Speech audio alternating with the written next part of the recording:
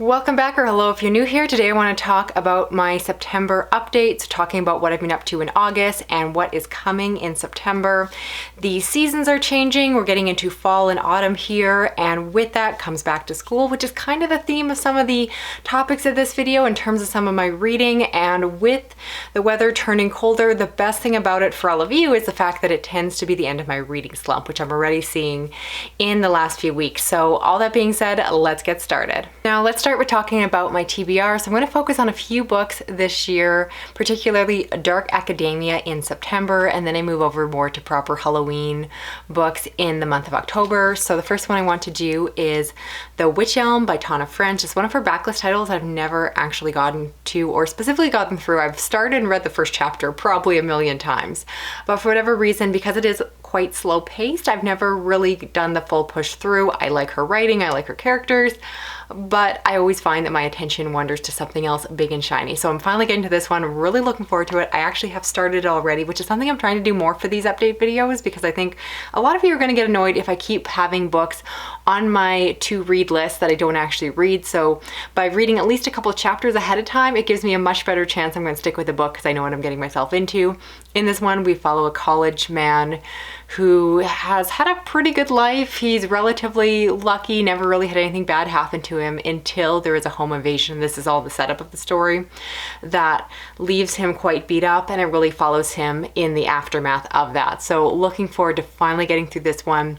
This is an author who I again consider to be a favorite author, but I technically haven't read all their books, so I'm hoping to change that this fall. So you might see even more books by this author in upcoming videos. The next book I want to get to is Fox by Joyce Carol Oates, and this is one I don't know a lot about. It is one of her new releases as we're wrapping up the end of the year. I am focusing more on new titles because I do want to be able to put out my best of the year list, and given the fact that I'm now once again looking at Joyce Carol Oates, wondering if she can be a favorite author of mine, I want to read everything that she's read, and I might as well start with her new book coming out, or has come out obviously because I have a library copy here. And this is one that I have not started yet. I believe it involves some sort of relationship or back and forth between a student and their professor. I imagine it might go to strange places, as often does with Joyce Carol Oates, but again, I haven't read that yet and I don't want to presume, so I just know that it's Joyce Carol Oates, it's new, people have been saying it's fantastic, and I definitely want to check it out for myself. Next up, we have Fox by Joyce Carol Oates. This is an author who I've been really getting into this last year as I've been reading more of her dark fiction.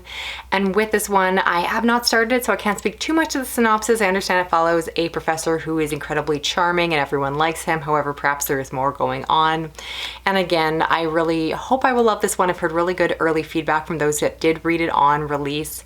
And so definitely I think that, again, going into the fall, and I'm kind of in the mood for academia and so forth, it's going to be the right time to pick this one up. So very excited that I finally got a copy from my library. I can't renew it, so I definitely will be reading it soon. Then we have Catabaeus by R.F. Kuang, and this is one of my favorite authors. I've enjoyed pretty much everything she has put out previously, so this book is definitely just an auto read for myself, regardless of the topic. I loosely understand the synopsis follows students who travel to hell and back. I think it might be based on Dante's Inferno, but I have not read that, so I really can't even speak to any comparison there, even when I have read it. But again, she's an author who I just tend to really like her writing, her characters. She can be a little bit hit or miss with the wider audience. She doesn't seem to be for everyone, but so far she has been for me, and I'm really hoping again this will be another hit, and again kind of has a little bit of that academia aspect with the students at the center of the story. Then we have These Violent Delights by Micah Nevmeyer, and this is one that follows a young man who forms a relationship and appears to be a friendship, but perhaps it looks like it, I believe, will fall into something more of an attraction between himself and another young man, and so we follow them through their academic days.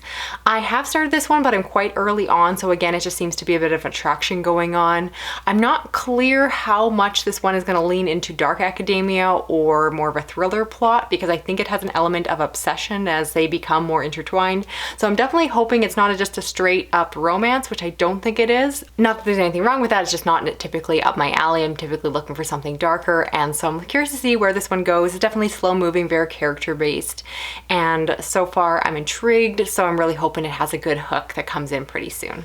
And finally, for Dark Academia, I want to read The Maidens by Alex McCades. And this is one that definitely has been on my radar. It was really big and popular when it came out because the author has definitely made a name for himself. And so this is one that follows a student who sees this professor who they believe to be a murderer. However, they are beloved, they're charming, and in their mind, they see this person as being untouchable. And so the story, I believe, follows them as they're trying to find a way to catch and trap this potential murderer among the school staff. And so this is one, I'll be honest, has potential of being a DNF just because I believe it has fairly low ratings. I've heard really mixed things about it. I'd love to know if you can tell me in a non-spoilery way in the comments what you think about it, but it's one that I remember having a ton of hype when it came out, and then there was a lot of mixed reviews, and so I don't feel confident I'm for sure going to finish it, or at least even if I finish it, I may not like it, but I do want to check it out because, again, when I was searching Dark Academia books, looking at popular ones I haven't read yet, this one was top of the list, so I'm definitely going to try it. Whether or not I finish it, whether or not I like it is still to be seen. Then to quickly talk about Patreon, I do always have a link in my description box if you want to support me there. In the month of August, our group read was The Mystic River by Dennis Lehane. I've read this author before, and honestly, it wasn't entirely to my taste. Thankfully, this book worked a little bit better. This one is very much a coming-of-age story. You have a group of boys, something happened when they were young, and then they are investigating and really following up on those criminal events. And so the story is somewhat intriguing. For me, it's just the fact that it's just kind of not up my alley, not the writing style or the narration that I really prefer. I find it to be quite distant, and while you have these descriptions of the boys, it feels like it's very much a story where you are told things rather than seeing it. I looked at the Goodreads review. They are glowing. This book is highly regarded, and so clearly this is a me problem, not the book, but if I'm honest, I didn't find myself very immersed in it. I can appreciate it. It was about 3.5, 3 stars, but did I find it to be a really engaging read? No. Did I connect with the boys or the mystery or any of that? Not really. However, I will say that the writing style, the narration reminded me a lot of Stephen King, just the way he tells the story. And so I'd say that if you love Stephen King more than I do, which most people do, you'll likely enjoy this book a lot more. It just simply reminded me of the parts of Stephen King that I find to be less engaging, less interesting in the way that he tells the stories. So I think your mileage here will very much vary based off of how you feel about Stephen King. If you like him, definitely give this one a try. Then for the month of September, we have Wildling Hall by Elizabeth Hand, and this is a novella that we chose because it fit the topic of a horror book that has an epistolary set up to it or narration. So part of the story is told in, I believe, diary entries or letters. And within this one, I believe we follow a band who is staying at this old house. And so it's possibly a haunted house story. It's one that, if I'm honest, if I'm going to make a prediction, probably won't be a personal favorite of mine. I don't tend to really jar or jive with rock star horror where it's all based around a band. It's just not something that tends to really grab me. I can be very hit or miss with epistolary fiction to begin with, so it's probably not a subgenre that I'm really glued to, but there always are exceptions like Dracula, which I really enjoy in spite of the fact that it has that writing style. So I'm definitely going to give it a fair chance. At least it's very short. I think it's only a novella, and so because of that, it should be easy to fly through. I think I'll like it. I'm just hoping I love it a little bit more than I expect. And now I want to briefly run through a couple books as part of a book haul. I think I'm going to focus this section on hauling books that I get for review that I've decided to put aside. This is something quite new for me. Typically, every single book I've received from a publisher, I try to read and review. But if you follow some of my recent content, you can see that when I force myself to read books that I don't love, that really don't click with me, they tend to put me in a reading slump. I tend not to have anything very interesting to say about them, and so I'm going to give myself more permission to highlight books without actually putting myself through the ringer of reading something that I'm not enjoying. Of course, with that, I'm going to try to be even pickier when it comes to requesting books from publishers, which I've really started to do, and so I do think I'll have less of these DNFs in my pile, but I realize that sometimes there's just books I can't tell I don't like until I actually give them a try. So there's a few books here. This one I actually was looking forward to reading, Strange New Worlds by Vivian Shaw. Unfortunately, it's not the first book in the series. Orbit sent me the newest book without sending me any of the original ones. The first book, I believe, is Strange Practice, and so this is kind of a, I think, somewhat witchy, supernatural, fancy type story. The series is pretty mixed in terms of the ratings and reviews, but it's one I did want to check out for myself that I thought would be perfect for the fall. But again, they only sent the newest copy, and so unless the earlier ones come in at some point, I probably won't be reading this just because I don't want to spoil myself for the series, because eventually, hopefully I can get them through the library and read them that way. Next we have The Haunting of William Thorne by Ben Alderson, and this is one that, as you can probably guess, is a haunted house story. And it's one that when I got in the mail, I just wasn't very excited about it. I tried reading it and it was fine. So I will say that if you like haunted house stories, you should read this, but because I'm incredibly picky and rarely like haunted house stories, I really regret being a little bit overzealous and requesting this one. So again, I'm going to be more mindful of that in the future. I don't think this book is bad, but if I'm honest, I was going to read it just to say it was just okay. And while it's not a long book, again, because I'm not reading as fast as I used to or spending as much time reading as I used to specifically, it's just hard for me to justify reading something when I already know it's going to be only maybe a 3-star read at best. Next up, we have Moonflow by Bitter Corella, and this is one that's described as Annihilation meets Manhunt. It's a debut novel that is a gloriously queer psychedelic trip through the Eldritch Woods, involves like mushrooms and all of that, and it's a book that sounds really cool and unique and interesting, but if I'm honest, nothing in that pitch actually excites me about the book. I appreciate that it has some representation we don't see as much in general fiction, but the actual storyline is just not something that excites me. It's very much a case where there was a new book coming out from a new publisher and it sounded like an interesting premise, but when I actually thought about it, while it was interesting, it wasn't the kind of thing that actually would make me pick it up. If it was at the library and I read a book with this synopsis, I wouldn't pick it up, and that's something I really need to remember when I'm reading through and requesting books through emails through the publishers. So one that, again, I think a lot of people will like, probably not for me. I started, and again, it was fine, but not to my taste. And then we have Play Nice by Rachel Harrison, and this is one I could finish, I could read all the way through, but honestly, it is a haunted house story by an author who I've read before, and I appreciate what she does, but she writes horror books that are written in the style of being a thriller and kind of plays around and almost makes them a little bit light and cutesy, and they're just not to my taste. It's simply not what I look for. If I want something light and cute and contemporary, I don't want to pick up a horror book. I find that it's just almost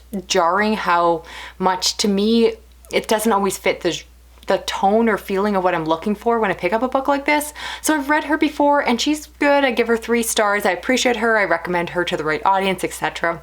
But I feel like I can kind of do that without reading the book in this case, that I started it and it seems very much, again, similar to her previous books. I can't speak to the twists or turns or anything later into the story, but if I'm honest, I think I need to recognize that she just is not an author for me, even if I really appreciate what she does for other people and how much they enjoy her. Now I just briefly want to talk video games and let you know that I did end up finishing up Heavy Rain, and my goodness, I really disliked that video game, so I do want to follow up just to give you a bit of an impression without giving away any spoilers, but I'll say that it's an interactive story-based game where you play as a character. When it came out, I understand it was kind of revolutionary, or maybe that's the wrong word, but it was newer to the genre where you really could interact with things through the character. You're opening doors, you're brushing their teeth, and you're doing a lot of the actions as the character by moving around your mouse if you're playing on PC or so forth.